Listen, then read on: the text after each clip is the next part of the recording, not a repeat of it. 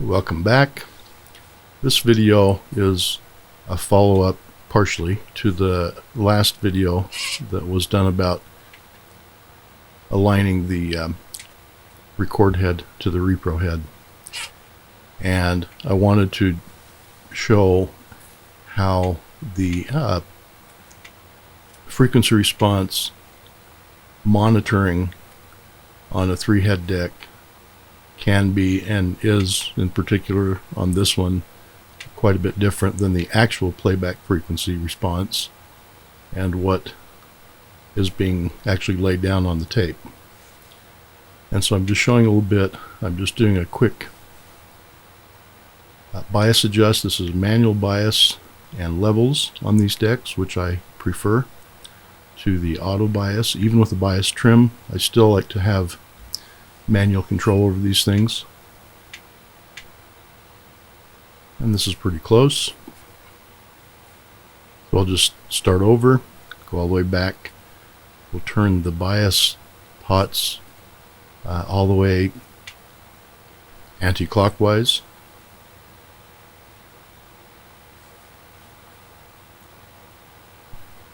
Let me do that again. I went too fast. Okay, so I go up to 0, I go past 0, and I'm sorry you can't see the my little wooden screwdriver. I go past the 0, continuing in the clockwise direction, and bring it back down to 0. And then the manual wants it a little bit different than this. I think they want you to do levels after you get to the first 0 and back and forth, but I've already set my levels, and I'm just wanting to show here how fast and easy manual bias adjustments are on the Tascam series decks, and really any deck that has it. And like I say, I prefer these because there are different tapes and different situations, and I may not always bias this thing at 0 dB. I'll talk about that a little bit more on the end, but what I wanted to do here is I wanted to get a basic calibration with the tape that's in here, and then make the frequency response tests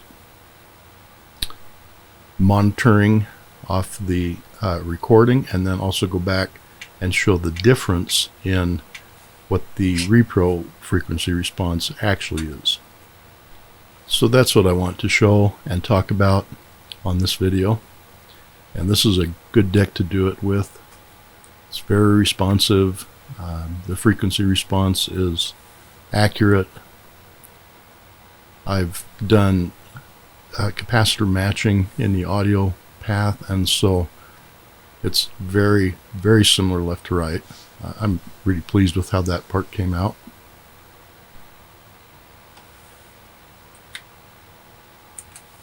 Just get set up here on my instrument. We'll do this at minus 20 dB. I think the manual wants minus 36 dB if I'm not mistaken, but the sound technology doesn't like minus 36, it likes minus 20. And this is minus 20 is actually more realistic. Okay, I'm going to fast forward through all of these sweeps just so we don't have to sit and wait.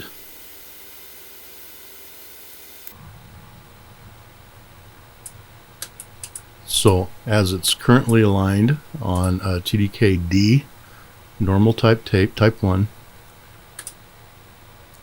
between 16.5 and 17.5 kilohertz is where my minus 3 dB drop-off point is, which is exactly in line with the spec, which is 17 kilohertz. And then you can see the extension there at 31 on the left channel and 29 on the left and the right. And that corresponds to the last video. Okay, so now I'm going to rewind it, not use not send a signal to the record head, not do any recording. Now I'm just testing the playback. And you'll see that that extension is missing. You can see it right there at 29, there was nothing.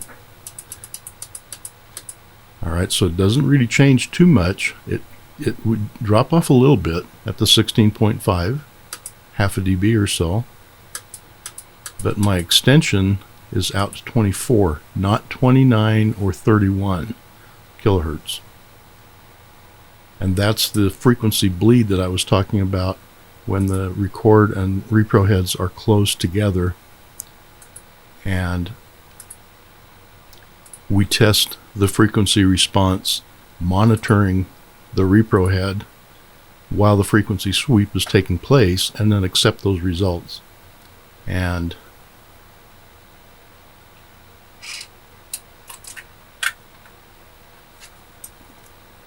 okay, let's try a type 2.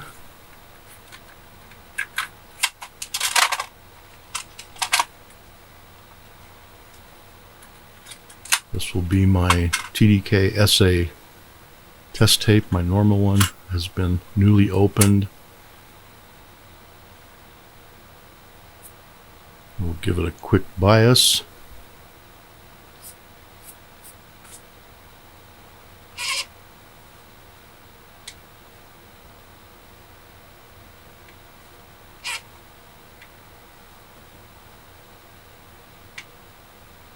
You can see it's a little bit more sensitive, of course.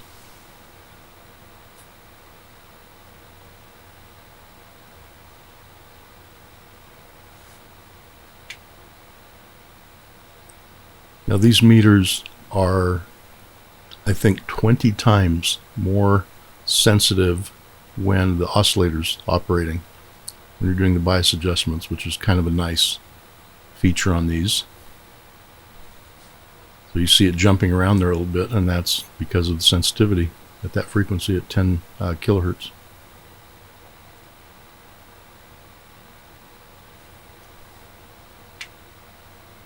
And I'm showing a little bit of parallax. This tape likes something like half a dB or so under bias. Just from experience with this tape on this deck, I know where it is, and I could have gone to 0, but I kind of instinctively did this half to 1 dB under bias. It doesn't change it that much.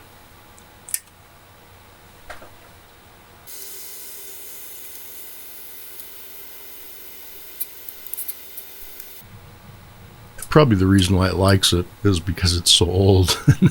It's probably lost a little sensitivity. Okay, so you can see our numbers there. Between 18.5 and 20. And then on the extension, 29 kilohertz on this one.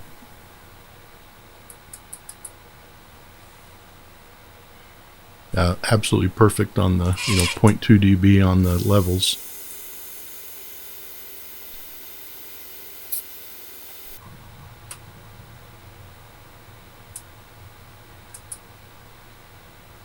Okay, here's the playback.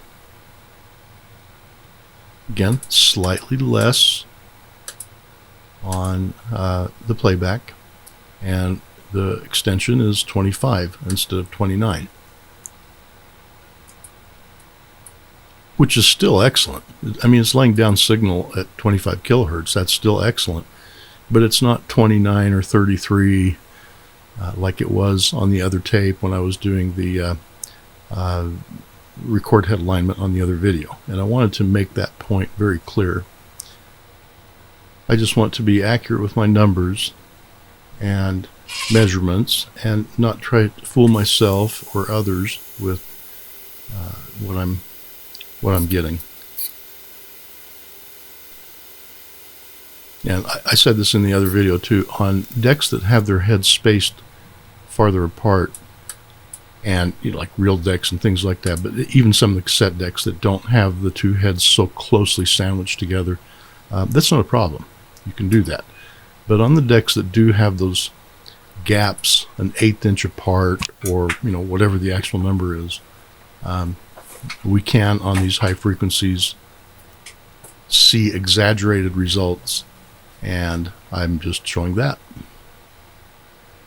Now, the other thing that I've mentioned many times is that frequency response apart from distortion means nothing, and I want to demonstrate that on this deck also. And what I've done here is I've just underbiased this a little bit, and I'll do this more than once, but I underbiased that about the tiniest amount that I could turn that trim pot,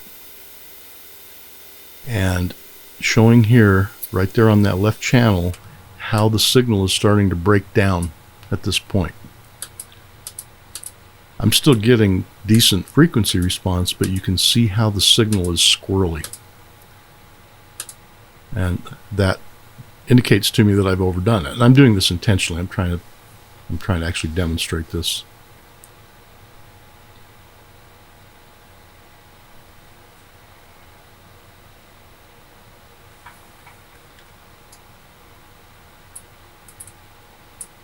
Now what I'll do is set my low frequency limit at 2.1 kilohertz, and that will allow me to measure the distortion at 0 dB immediately following the frequency sweep. And then I can demonstrate how interrelated the two are. So now we're back to normal bias. There's playback. Okay, so we're still under 1% distortion, and our frequency response is still right where it's supposed to be. This 19 on the Type 2 tape on this deck is the spec.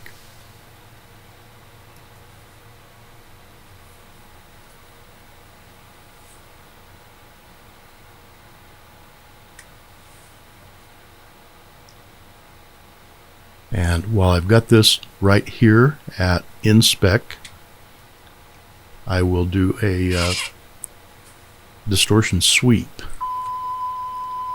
And I don't think I've actually, I think I've shown this before in other videos, but I think I kind of fast forwarded it and glanced over it and didn't really make too much of a point of it. But I do like to do a distortion sweep. Just helps me see what things look like throughout the frequency range.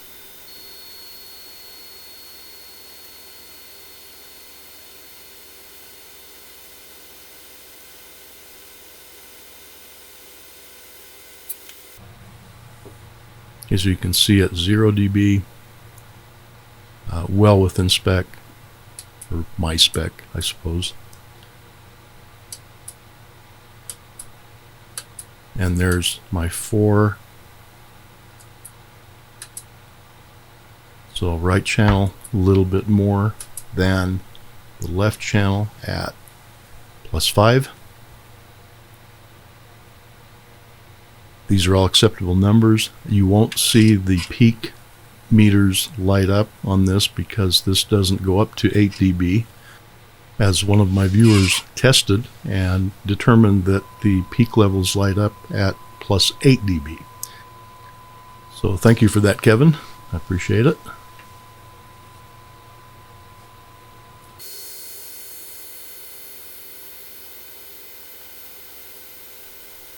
I'm going through this. I lost a little bit of footage a couple of times in this video. This is one of the spots right here. So the results were it didn't really change very much. It was slightly different. I wish I could have shown that, but I will on another one.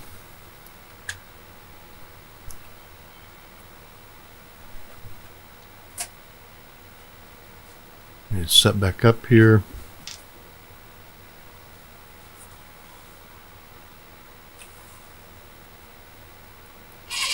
And I want to demonstrate the correlation between frequency response and distortion. And I'm just going to use the one channel just to make it faster. Okay, so there's our frequency response. Correct and accurate, and distortion level. As, of course, the distortion's at 0 dB. And now I'm going to just lightly, I'm going to put a little mark on this. You can see how little of a turn I'm making on this trim pot.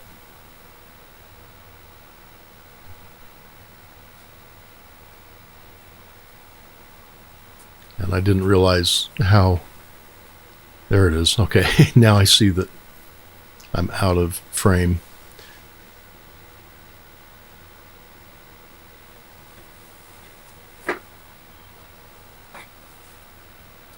Alright, let's try it again.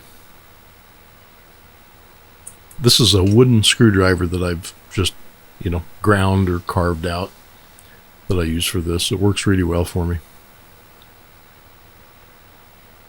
Okay, so there's my 12 o'clock, and this is how much I'm under biasing this to increase the frequency response, the high end.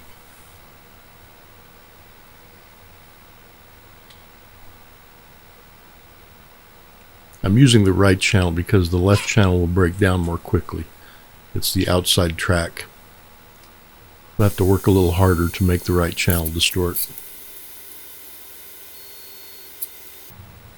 Okay, I actually didn't accomplish much there. Let's do it again.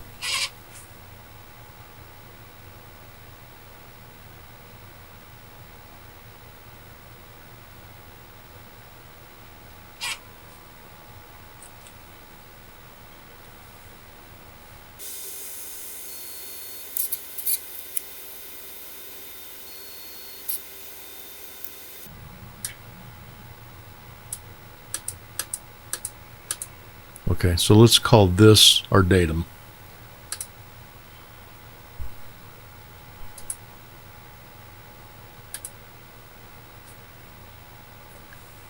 Now underbias this by, about the tiniest amount I can, a 20 or 30th of a turn. Can see right there the little red mark, very small amount, but enough that I can show it on the video. We'll run the test again and see how we increase the frequency response by a considerable amount on the high end, but along with that comes an increase in distortion. And that's true both of the record monitoring and the playback. So yes, we have added another 2 or 3 kilohertz to the high end frequency response. Okay, remember that was running out between those 2 frequencies there, but it's at the expense of the distortion at 0 dB. And that's the point that I was trying to make, maybe unsuccessfully in the other video. But so I'm just showing visually here claims that I've said in other videos about how distortion and frequency response are related, and I just wanted to demonstrate that in a graphic way.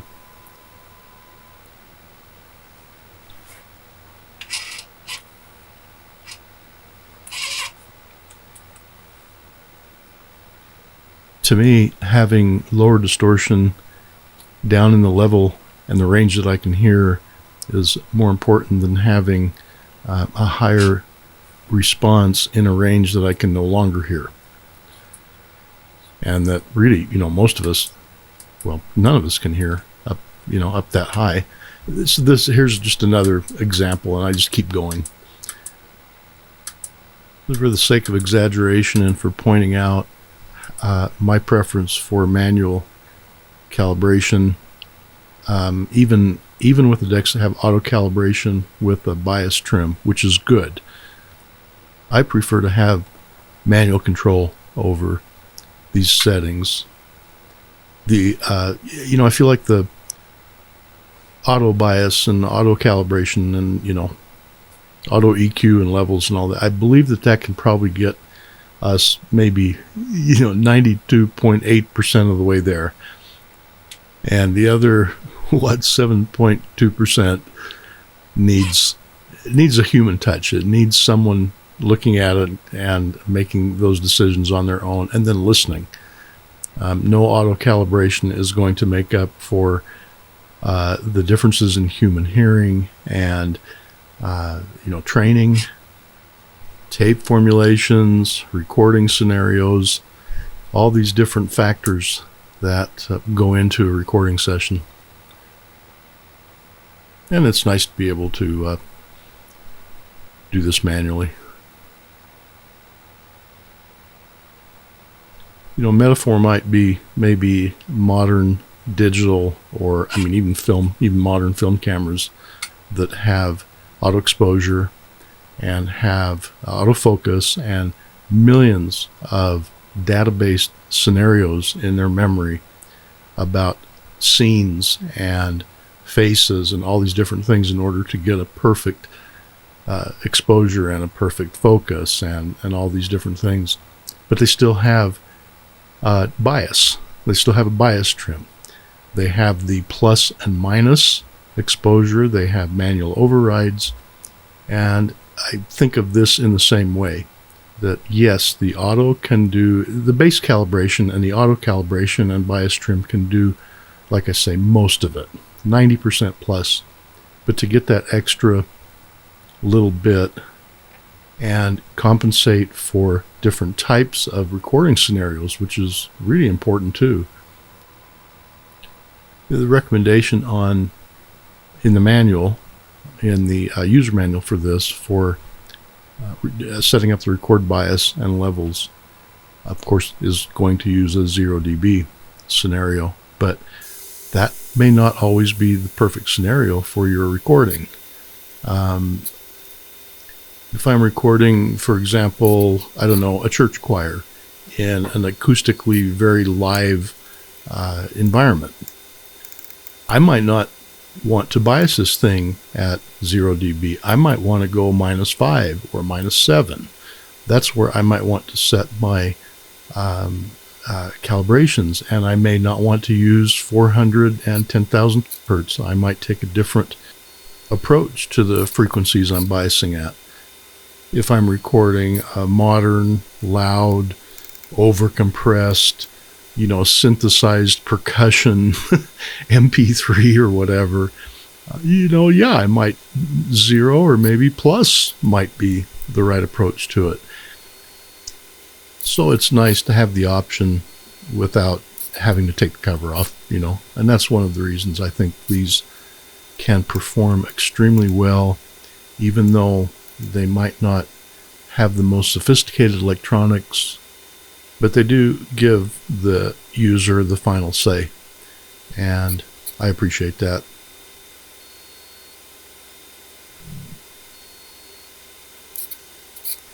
The other part I really like about the manual calibration is being able to balance the left and right channels.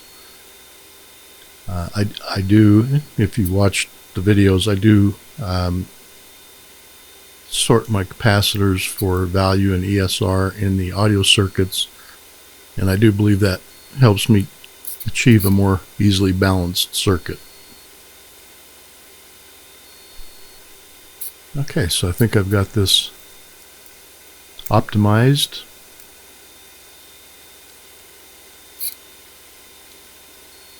Like I say, I like to take it right out to the bleeding edge, as close as I can get it to maximum performance, and then from this point you dial it in by ear, but it wouldn't take much. It should be pretty close. The other thing I want to do is test my noise floor and make sure the Dolby's doing its job.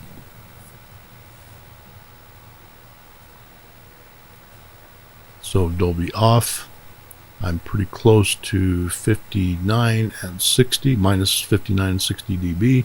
I think 60 is the spec, but at a higher distortion level than what we're at here. So I like this Dolby B. I'm at 68, 69, 68, minus 68, minus 69.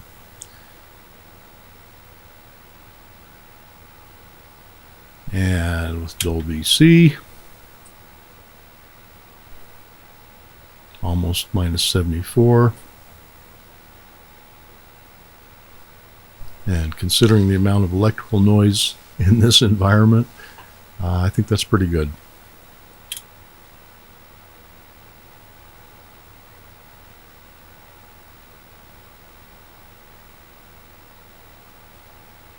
Yeah, and it's also an old tape, so what more can I expect?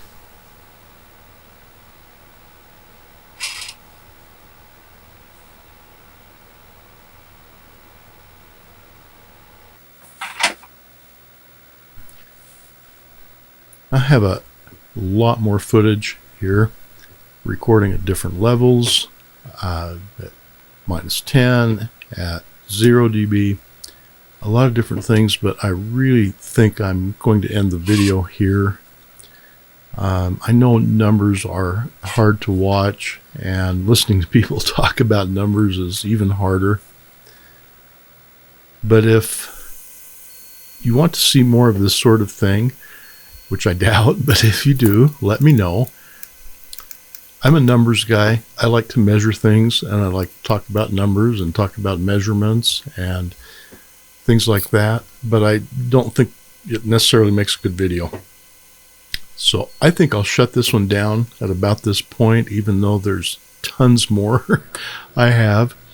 And maybe on the next one, I'll try to add a couple of things that I didn't have in this one or didn't include in others. And we'll just kind of let it drop off from here. But the upshot of this is, and the point that I was trying to make, is how frequency response and distortion are interrelated and inexorably connected. And I think I've maybe shown that in a visual way and not just talked about it as theory, which I probably have done more of in other videos. So that's it. I'll end it here. Thank you so much for watching. I hope it was enjoyable. And stay tuned for the full rebuild video that is being edited. Thank you.